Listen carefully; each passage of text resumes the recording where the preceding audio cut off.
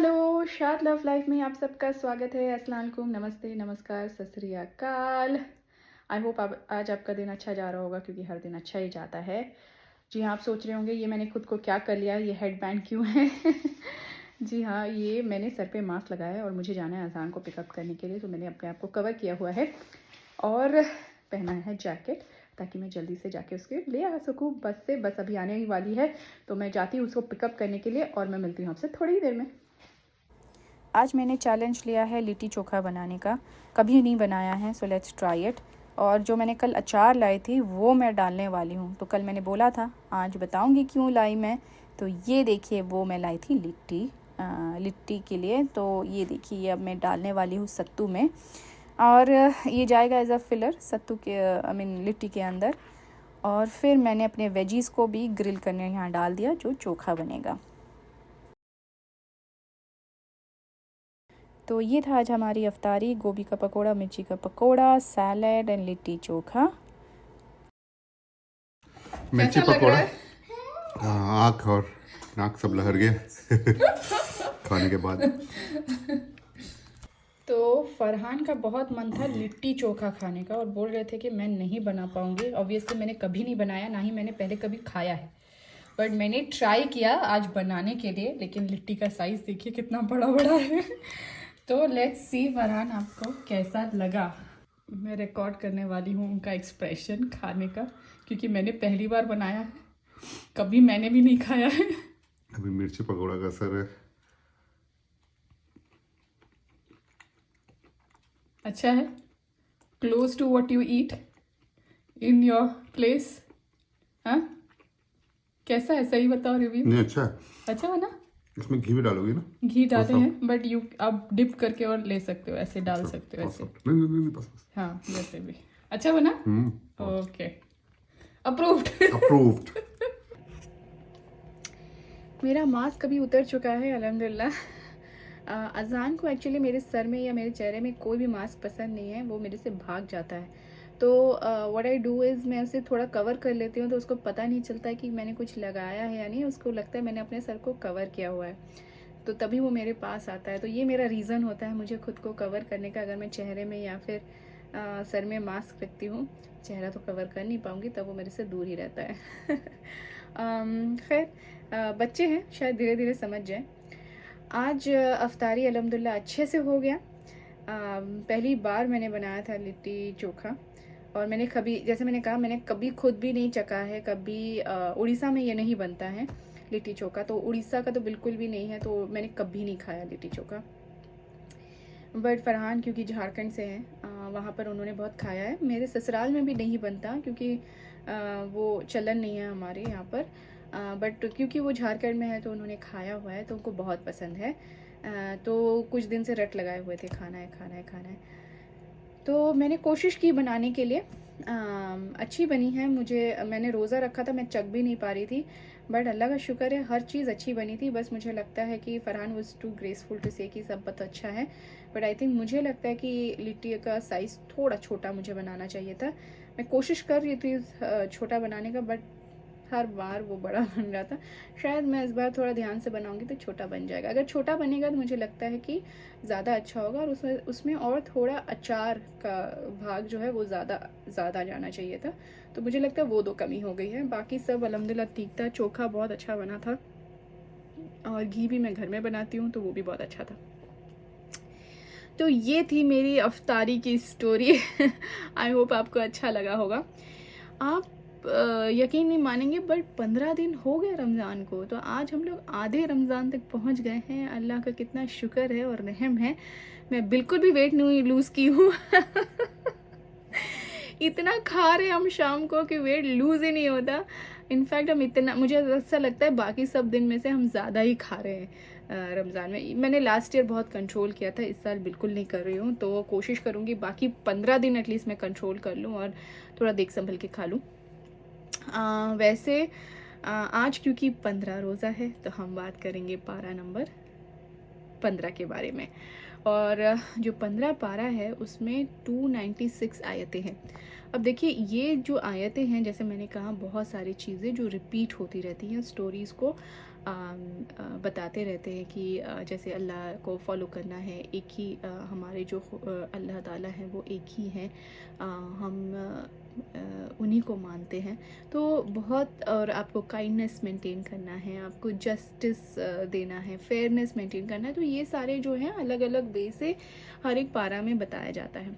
तो वो मैं रिपीट नहीं करूँगी। जो आज मैं बताने वाली हूँ वो एक ऐसा चीज़ है जो बाकी इसी पारा में बहुत एम्फसाइज्ड किया गया है और डिटेल्स में बताया गया है, वो है हज के बारे में। जी हाँ, चलिए कुछ पॉइंट्स देखते हैं हज के बारे में।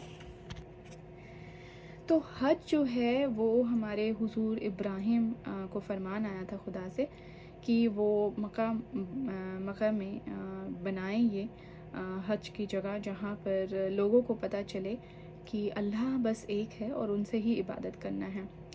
तो ये उन लोगों के लिए था जो बहुत डिस्ट्रैक्टेड थे और अलग मानते थे कि मैं लाइक बहुत सारे गॉड्स हैं और उनको मानना चाहिए। तो उनको सही राह दिखलाने के लिए ये फरमान आई थी। तो ज़िंदगी में एक बार हज करना मैंडेटरी है हर मुसलमान के लिए, अगर आप फिज़िकली और मेंटली फ़िट हैं। और तो अगर आप, this is the main pillar out of the all the pillars that we have for Islam. और ये इसलिए इम्पॉर्टेंट है क्योंकि आप सोच लीजिए, आप अभी रोज़मर्रा की ज़िंदगी में जब आप इबादत करते हैं तो आपके ख़्याल में कितनी सारी चीज़ चलते रहते हैं, नेक्स्ट व्हाट और क्या करना है, तो आप फुली डेडिकेटेड नहीं हो पाते हैं। ये हज एक ऐसा मौका है जहां आप फुली डेडिकेटेड होते हैं, क्योंकि जब आप एक बार नियत करते हैं तो पहला चीज़ है कि आप नियत करें आप हज में जाना चाहते हैं।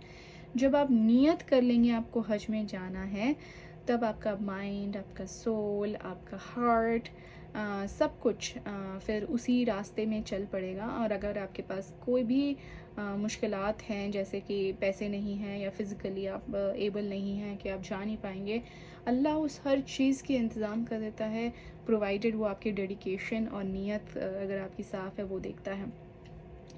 तो पहला चीज़ जैसे मैंने कहा, नियत कीजिए।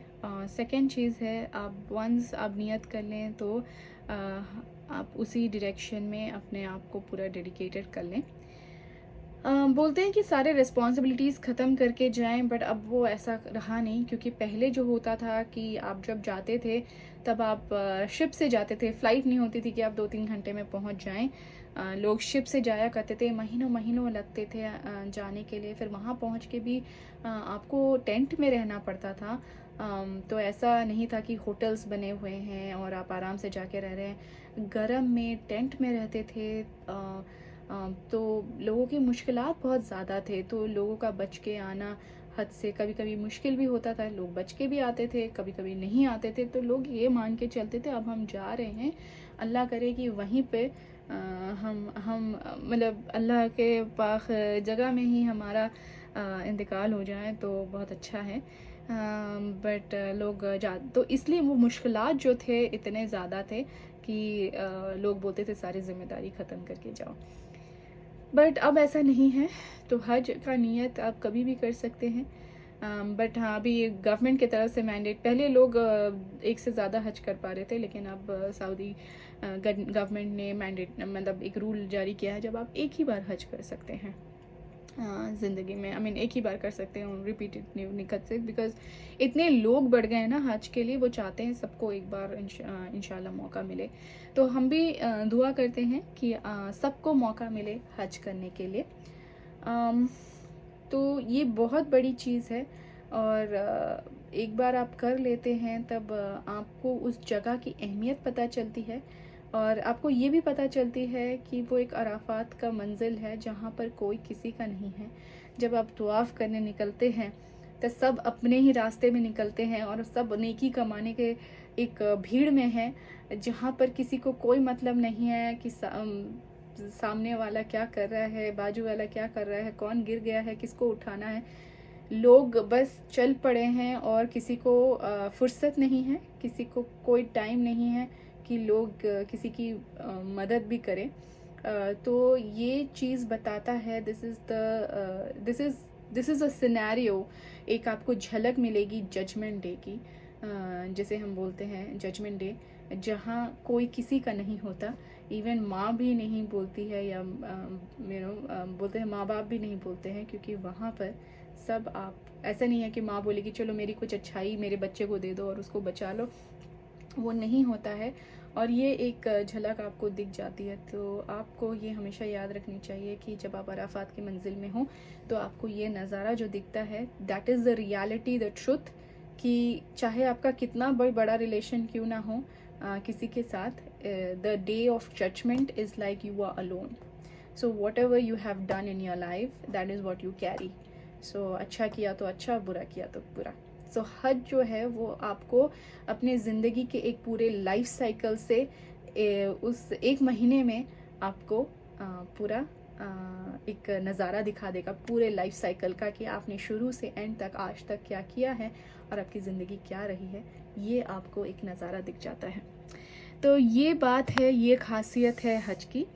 इंशाअल्लाह जैसे आपके रिलीजन में है पिलग्रिमेज, ऊपर वाला करे, जिसका जो रिलीजन में जैसा है वो उनको एक मौका ज़रूर मिले कि वो अपना पिलग्रिमेज ज़रूर कर सकें। इंशाअल्लाह हम दुआ करेंगे हर रिलीजन के लिए, हर इंसान के लिए।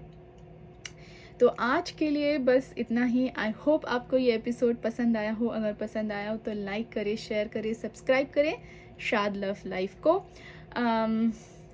कल फिर मिलेंगे आपसे कुछ और बातें लेके।